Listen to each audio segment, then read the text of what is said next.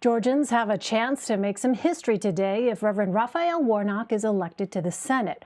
Warnock would become the state's first black senator. He'd also be the first black Democrat to be elected to the Senate in the South. If both he and Jon Ossoff win, it'd be the first time in 18 years two Democrats represented the Peach State in the upper chamber. That, combined with President-elect Biden's victory, is giving Southern Democrats hope that there's lasting change in Georgia. Representative Jim Clyburn joins me now from Washington. He's the House Majority Whip and serves South Carolina's 6th Congressional District, which includes parts of Columbia and Charleston. Congressman Clyburn, welcome back to Red and Blue. Thanks for being with us. Well, thank you very much for having me. So, Congressman, you have been in office since 1993, and I wonder, at this point in 2021, what is your sense of the political landscape in Georgia for Democrats right now? Well, I wish I knew the answer to that question. I think that there is some transitioning taking place in Georgia. I think it has a lot to do with the migration that's taking place in the country.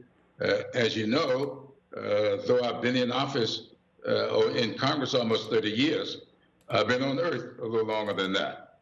And I am from South Carolina. I'm a student of the mass migration that took place in the 30s, the 40s, and the 50s when black people left the South because there were not opportunities for them to make a living.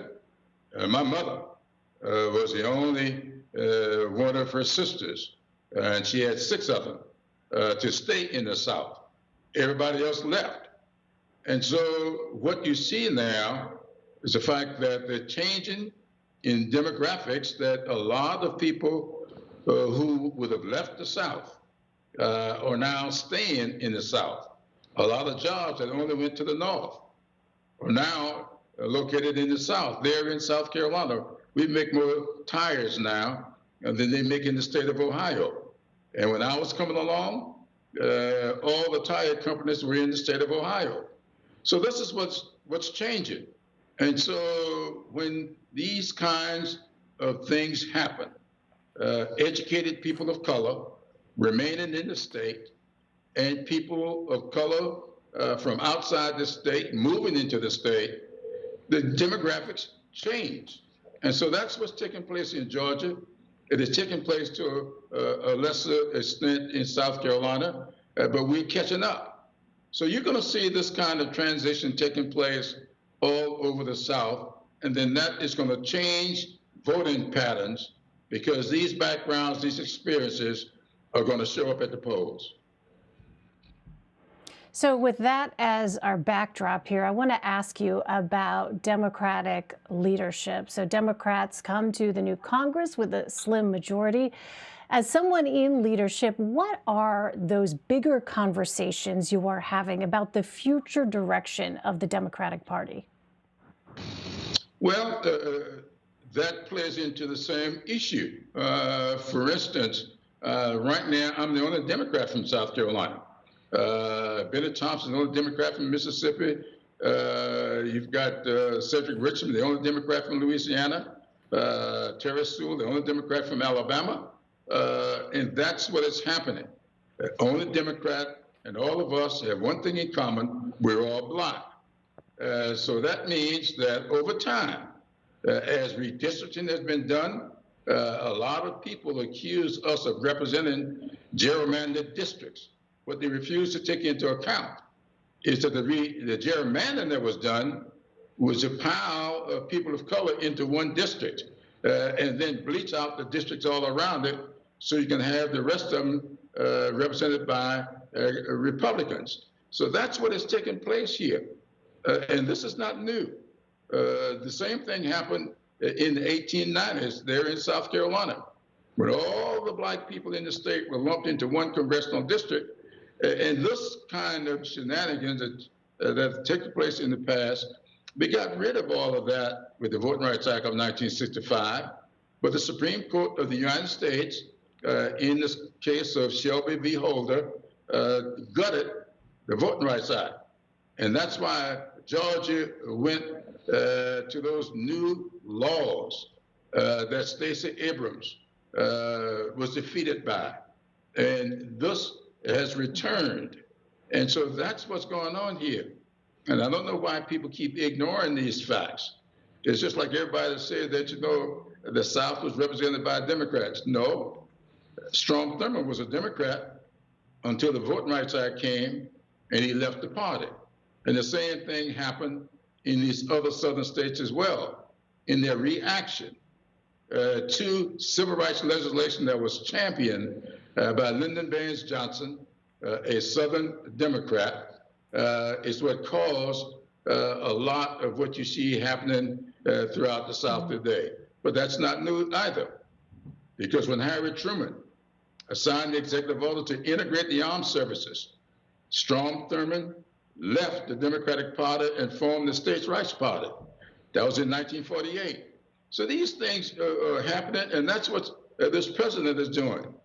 He's down there trying to get a Southern elected official to overturn the will of the voters. And he's focusing on black voting precincts. So I wanted to ask you, Congressman, I'm sorry to interrupt about that, because this phone call between President Trump and the Georgia Secretary of State has certainly gotten a lot of attention.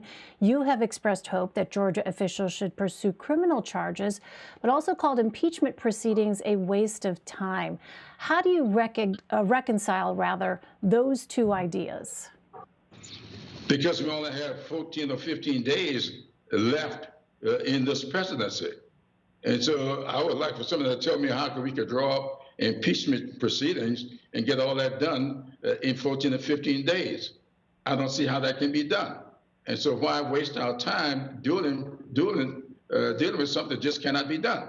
It's okay for the Republicans to waste their time trying to overturn the results of this election, but I would advise us to leave this activity because it looks as if they were violating state laws as well as federal laws. And so that's where the investigation ought to take place. And I think there are people down in Georgia that are looking into this as we speak. Do you want to see the Biden Justice Department pursue charges against President Trump after he leaves office? It all depends on what the charges are. If you're talking about the misuse of his office as it relates to this election, the election will be over. The Electoral College will have done its work, and that will be behind us. But if there are other issues that come to the attention of the Justice Department, I think the Justice Department ought to do its job. That doesn't mean that the president has to be involved in that. He would not be involved in that.